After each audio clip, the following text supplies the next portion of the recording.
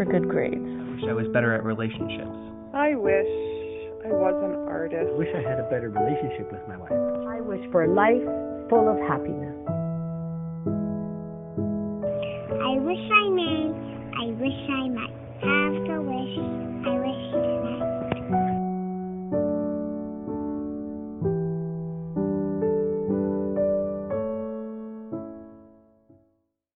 Hi there. Happy Monday. Wow, that was a month or more, a little bit more than a month. I took off my podcast. It was very busy. It is that time of year where we have so many parties and family events. We had a grandchild born on January the 6th. So there was a lot, and it was great. And it felt wonderful to see people, but it also felt overwhelming to keep abreast of all of the things that make life more stable or more typical. And so I come to you this morning. I was out in my office getting ready to do this podcast, and I read the paper, and I had an idea for my podcast, and I've changed my mind because there was an article about this being Blue Monday. And I had never heard of Blue Monday. And I didn't know that I had a day that someone has decided should make me think differently. And that's what my podcast is going to be about. Before we get started, though, don't forget to look in the description below for the link to my booklet. The booklet is yours for free. It's an opportunity for you to work through and decide things in your life that you might see as needing more improvement. And once you download that guide, I send you 4 emails. And at the end of the email, there is an opportunity to purchase a small video that will guide you through the booklet if that's something that you feel would make you actually complete the booklet. So January 16th, 2023 is the third Monday of January. And it was determined in 2005 that that is the most depressing day of the year.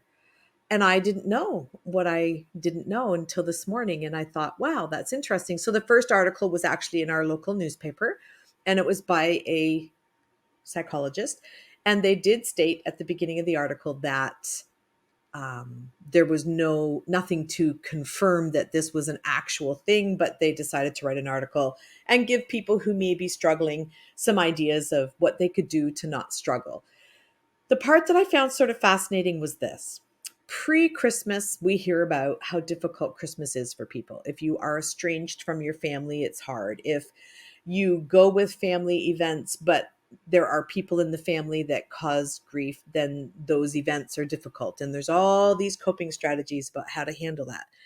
And so I just found it ironic that now the article is about we're sad that Christmas is over and we have higher debt and the days are blah. And there is an actual system that is called SAD, seasonal affective disorder. And for people who live in countries where the sun is not very available to them, it does affect our mood. People who don't live in houses with a lot of windows, even I know people who have lived in basement apartments and they struggle because there is no sunlight coming into their home. And those seasonal affective disorder lamps that you sit under for 15 minutes seem to really make a difference. And I have proven that for people in my family as well. So there is an element of truth to this idea that some parts of our year we might have more difficulty with things that the sunshine helps us with. I often kind of joke or think about living in Canada. In parts of Canada, it is very cold, and we kind of hibernate. And I remember one year when it seemed really hard, there just was a lot of weather that wasn't happy. And I remember watching something and it was based in a warm country, and I was envious of living in a country where you don't get cold. And it seems that maybe there's more energy available to us when we aren't in dark, cold climates. So there is truth to all of that. But this Mood Day, the third Monday of January, was actually put together in 2005 by a professor at, oh boy, I didn't write down his name was Arnall, I believe. And it was done in conjunction with a travel company in the UK. And they wanted to sell vacations. And I thought to myself when I read the part about that, that we are so prone to being led by money, by companies that want to make something. And so we suggest to the followers, that we need this holiday and that we need to get out from underneath all of this sadness. And so some of the list of things that people would be feeling sad about in this day of January the 16th are things like debt from Christmas. I think I already mentioned some of those. Sadness about that together time. And yet the month before, but they were saying this is going to be tough for people. And so I want to speak to you today about you deciding what makes you sad. You decide. Don't listen to the outside sources that may suggest that you should be. I remember one time I was babysitting for this family and they had a standard poodle, and that poodle was their child. And when the woman of the home would speak to that dog, his body language would change depending on the tone she used. And it was funny to watch, and they enjoyed sort of having some fun with that. But I've always remembered that because our tone, our projection of what we think, that's what changes our body language. And so we can believe that January is horrible and dark and dingy. And then our brain will say, oh, I better listen and I better be upset, or I better sort of, have something to think about that whole process. And I was thinking, and the one article I read from a psychologist said something to the effect of things that you could do. So meditate, get good sleep. If you're, really struggling, speak to a doctor. All very good suggestions for sure. Make sure that your appetite is okay and all of that. But I then saw a video that said 5 reasons to look forward to Blue Monday. And it was the days are getting longer, you're closer to spring, there's time inside to do things you enjoy. And I thought, well, yeah, let's put that spin on it. Let's think about what it is about the good weather. So, the good weather, we have long days, so we go to bed later. We are outside and it is easier maybe to see people, and there isn't the strain and stress for people who don't have access to transportation of their own. I remember when I lived in the city, being on transit in the winter is really tough. You're climbing over snowbanks, and so there are definitely things that make us feel like winter's hard or harder. But there's also a sense of cocooning. We don't need to go outside as much. We should go outside enough to be healthy, but it's time to read books because it gets dark earlier. It's time to put on some candles or light a fire if you're so lucky to have that ability. Enjoy that time to not be so busy, because it's really hard to not be busy when the sun stays up longer and there's things you want to do. So I was just thinking of the power of suggestion. We can read an article in our paper today that says today is Blue Monday. And we can think, oh, okay, and I'm going to give in to Blue Monday. And I might start making a list of the things that I have a right to feel bad about. Maybe I did spend too much money at Christmas. Maybe I do feel like I'm not able to feel as good because I don't have as much outdoor time. But let's tell our brain a different story. Let's talk about the debt. Okay, fine. I spent too much, but I have a job, or I have an ability to fix that, or I could ask someone to help me figure out how to fix that. I'm always conscious that I come from a place of privilege now, but I didn't used to. And sometimes we don't have the same abilities when we don't come from the same places in life. And so maybe someone did buy a gift for a family member out of money they barely had or put on credit. So let's talk to them about how to fix that so that we can lift the spirit and maybe help with that versus it just be a secret inside of somebody.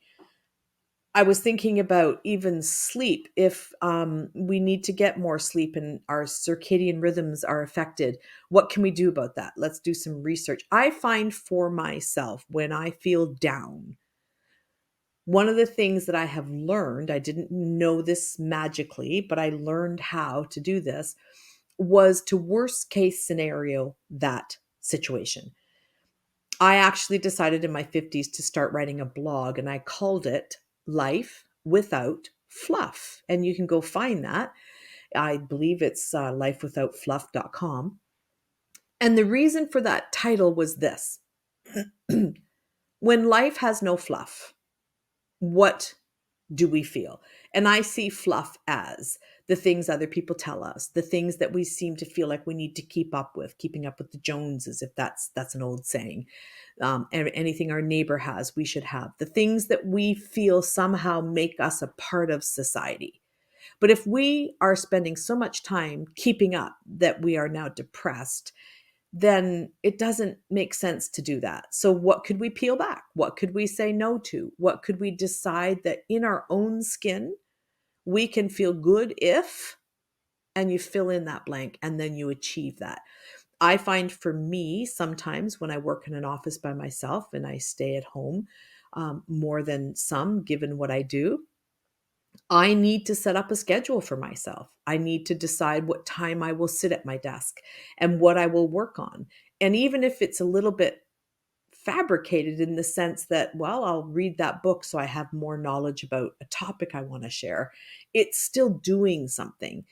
And it makes our brain then kick into gear and do what we're telling it to do instead of listening to an article or believing something that a travel company wants us to believe so that we can somehow feel better. In my research that I was doing around Blue Monday and when it started and how the man that did it, he had a specific what's the word I'm looking for? Formula that he used to decide how this went. And I'm just going to see if I can find it here.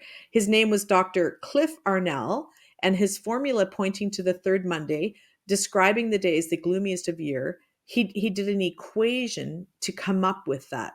And the equation, I can't find it, was something like your debt level, how far away it was from Christmas, how much sun you had or had not had, and in the process of putting all that together. And I loved a comment by one of Arnell University's colleagues, Dr. Dean Burnett, commented, "There is no such thing as a 24-hour depression." And I thought that was really, really good because depression is a state of mind. And I have someone that I work with who says to me, depression is a totally curable disease. I'm not even 100% sure if we should call it a disease, but I do think it comes under that title. And so it's curable. It isn't something that's based on time or space. It's based on our hearts and our minds and what we believe we need to be able to be happy. And for some, it's chemical, and then we need to fix that chemical imbalance.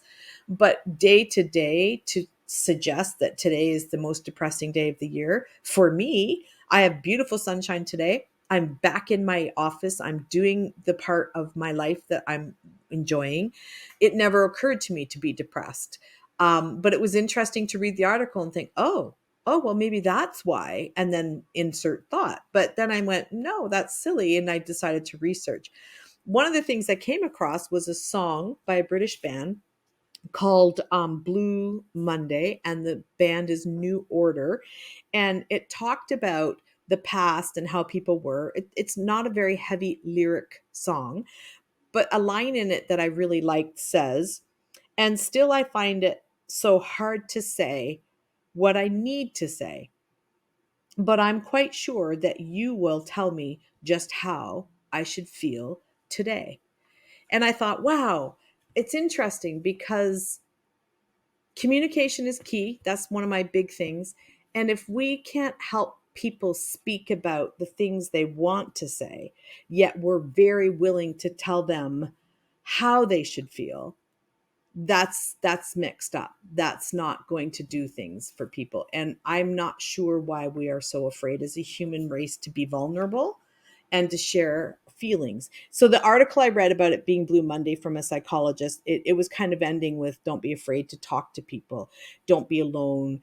being alone can exacerbate the feeling of loneliness. And so this psychologist decided to say that there's no proof that such a thing exists, but then they went on to explain some things that could help people.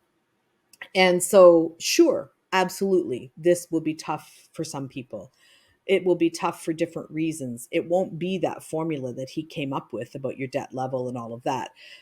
It could simply be other things, memories of days. Maybe this was a grief day for people, a day that they lost someone, or there's other reasons. But to just kind of peg one day and say this is it, this is the day that the most people in the world are depressed, just doesn't make a lot of sense to me. And I just wanted to sort of talk about that and say to you, tell your brain a different story. Stories are what intrigue all of us. If we hear a good story, it impacts our heart. If we believe a story, it carries us forward. So, how about the story we tell ourselves? What is going on for us? And if it is the weather, how can we change it? If it is the debt, how can we change it? If it is that Christmas didn't go the way we hoped, how can we change it? If we can't change it, how do we change how we feel about it? And that's something that I can help with. I can help you with your story. I can help you understand ways that you have control, because at the end of the day, which I really love that statement sometimes, at the end of the day, when your head hits the pillow, what do you want to believe about yourself? Do you want to be happy? And if so, what is that for you? Because maybe it's going to be difficult because of the people around us. Maybe it's going to be difficult because of our surroundings. But is there some way that we can allow ourselves an ability to start to imagine or think toward the ability to decide something to be grateful for? And gratefulness then can make us happy. And so that was my thought when I read about Blue Monday. There is so much on the internet about it, and it was fascinating to me that it's fabricated. And so much of what we do with ourselves, we've trusted the media. We've trusted people who can put some initials beside their name that they must have studied this. And really, this man that decided this and came up with this equation, he actually invited people to comment or be a part of it, and he paid them.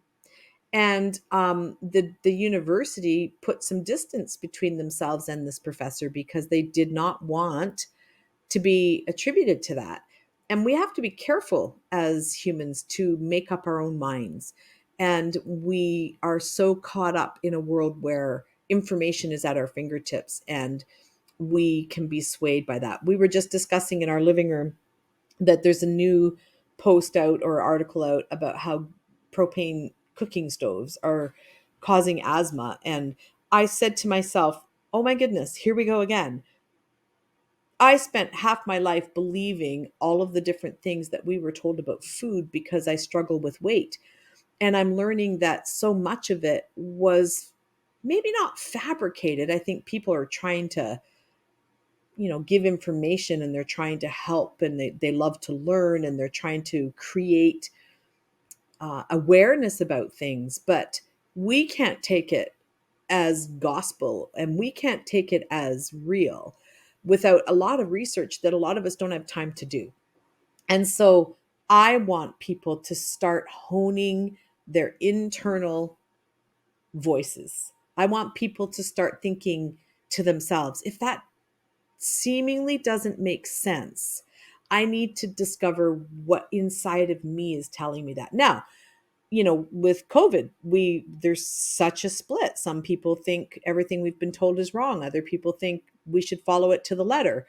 I find myself in situations like that to try to be in the middle a little bit and see if I can figure out what the balance is. And then I also have to look at what I know about myself and what I have proven in the past and what I have proven to be good sources, and then turn off the other voices because they can become very loud in our heads if we aren't sure. And we don't always have to make decisions right away.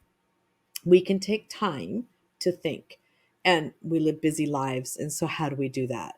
And maybe that's as simple as, again, how do I feel? What is the feeling I have today? And then if it's negative, why? Make a list. And then can you seek help for the negative outcomes that you perceive might happen? So I was trying to come up with something on the spur of the moment regarding how that would look, and I just can't come up with that right like that. But I was thinking, even I went out this morning to fill the bird feeders, and I have put that off for a week. We bought the stuff. I just wasn't in the mood, and that's not maybe a good thing. But this morning, in a reset mentality, that was the thing I had to get done to get my day moving forward in the way I wanted it to. Because after taking a break, it's really hard sometimes to put in motion the standard that we believe we want to be able to create the outcome that we want. And sometimes it is just a reset. So for food, it could be the reset of eating something that you know you should, that you had stopped. So for me right now, I am trying to eat oatmeal in the morning, and I didn't eat oatmeal much during the Christmas holidays. It was just easy to do what everybody else was doing. And so for the last 2 days, I have made my oatmeal, and it has felt good because my brain and my being have decided that is something healthy for me to do. And by me finally doing it, it was like there was a sigh in my body, a acceptance of, there, we're back. We're doing the thing we do. And that alone has power over anything that we might feel about why this day will be hard. I have a busy week ahead of me. One of my busiest weeks probably in a month and a half as far as my business. And I had a super busy week last week because I attended a summit where I'm learning about all the things I want to achieve. And I just feel like I could be overwhelmed by that if I think of it as a whole. But if I think about one step at a time and forgiving myself if some of it slips through my fingers, I can then start the process of getting back into the groove that was working for me and fix the things that weren't working for me. So don't be blue today. Don't expect others to tell you what to feel. You decide what you want to feel and make a list. And I invite you, download my guide, reach out to me. I have ways that you can do that. It's all posted, and I would love to help you make that list and teach you how to look inward and see if you can change the story that you want for you, and your brain and your heart can become more aligned, and we don't have to listen to the newspapers and the articles to tell us how we should feel or how we might feel. We can decide how we want to feel. So have a great week, and I will talk to you soon. As much as I enjoy discussions, I also want to provide a service to people who would like more. If you want to do more than listen, get in touch with me with the links in the description. You can also email me through hello@beyondwishfulthinking.ca. And I'd like to give you content you enjoy, so please leave a review wherever you're listening to this podcast. If you're watching through my YouTube channel, leave your comments below.